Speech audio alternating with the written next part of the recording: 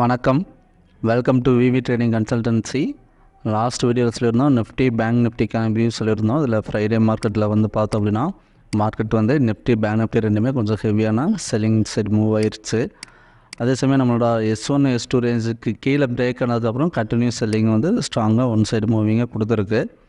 அடுத்து பார்த்தோன்னா மண்டே ட்ரேடிங்க்கான ஸ்கிரிப்ட் வந்து Nifty bank Nifty Indus tower இந்த 3 ஸ்கிரிப்ட்டுக்கும் லெவல்ஸ் என்ன அப்படிங்கிறது பார்ப்போம். நிஃப்டி பார்த்தோன்னா S1 S2 24,768 24,725 R1 25,095 25,163 மார்க்கெட் வந்து மிடில் தான் க்ளோசிங் நடந்திருக்கு. அதே சமயம் குளோபல் மார்க்கெட் எல்லாமே வந்து பார்த்தோன்னா கொஞ்சம் இன்னுமே ஓவர் நைட்டில் வந்து கொஞ்சம் டவுன் சைட் மூவிங்கில் இருக்குது.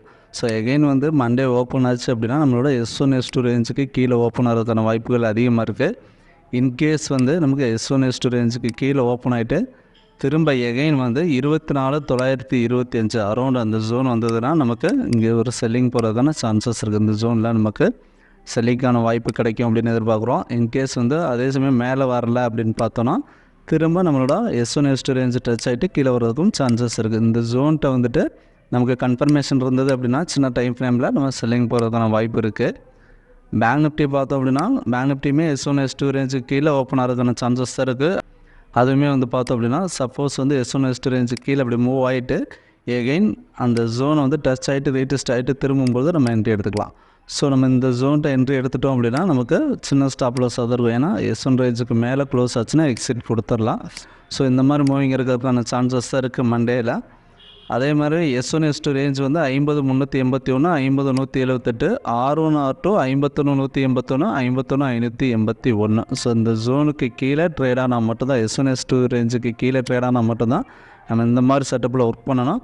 சப்போஸ் S1 S2 ரேஞ்சுக்கு மேலே ட்ரேட் ஆகுது அப்படிங்கையில் நம்ம அப்சைட் மூவுக்கான சான்சஸ் தான் இருக்குது. ஸோ வெயிட் பண்ணி பார்ப்போம். அடுத்து பார்த்தோன்னா இண்டஸ் டவர் வந்து பார்த்தோன்னா 4 hour டைம் ஃப்ரேமில் வந்துட்டு ப்ரீவியஸாக ஒரு ஹை மார்க் பண்ணியிருக்கு. ஸோ அதாவது இந்த ஜோனுக்கு மேலே பிரேக் ஆகி ட்ரேட் ஆகிருக்கு. அதாவது ஒரு BOS கிடச்சிருக்கு, பிரேக் அவுட் ஸ்ட்ரக்சர் கிடச்சிருக்கு.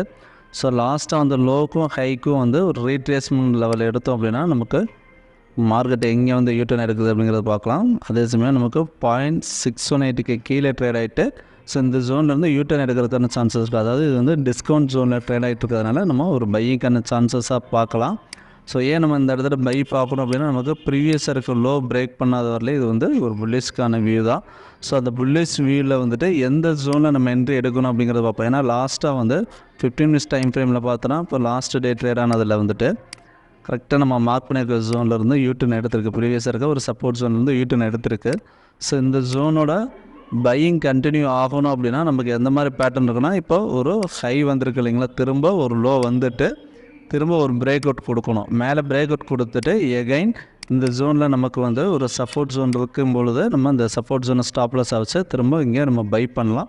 இந்த ஜோனில் பை பண்ணோம் அப்படின்னா நமக்கு டார்கெட் வந்து 440 வரலையும் போகிறதுக்கான சான்சஸ் இருக்குது. ஸோ இந்த ஜோன் என்ன அப்படின்னு பார்த்தோன்னா 420 423 இந்த ஜோனுக்குள்ளே ஒரு பையிங்கான சான்சஸ் இருக்குது. அதே சமயம் நாம் சொல்கிற பேட்டர்னில் வரணும் மார்க்கெட். ஸோ அப்படி வரல அப்படின்னா அடுத்த சப்போர்ட் எங்கே எதிர்பார்க்கலாம் அப்படின்னு பார்த்தோன்னா 4 hour டைம் ஃப்ரேமில்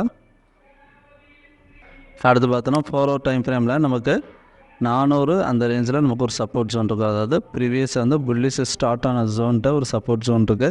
இந்த ஜோன்கிட்ட வரும்பொழுது நம்ம என்ட்ரி ட்ரை பண்ணலாம்.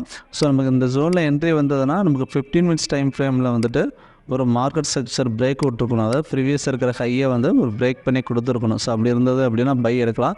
இந்த தடவை கன்ஃபர்மேஷன் ரொம்ப இம்பார்ட்டன்ட். ஸோ நம்ம சொன்ன பேட்டர்னில் மார்க்கெட் வரல அப்படின்னா நம்ம வந்து வெயிட் பண்ணி கன்ஃபர்மேஷன் வர்றதுலேயே வெயிட் பண்ணுறது பெட்டராக இருக்கும். ஸோ இப்போ பார்த்தோம் அப்படின்னா இந்த 3 ஸ்கிரிப்ட்டுக்குமே லெவல்ஸும் சொல்லியிருக்கோம். ஸ்டாப்லஸ் டார்கெட் வேணும் அப்படின்னா லைவ் மார்க்கெட்டில் பிங் பண்ணுங்கள், இல்லைனா கால் பண்ணுங்கள். தேங்க்யூ.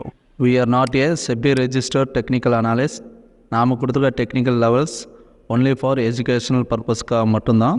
தேங்க்ஸ் ஃபார் வாட்சிங்.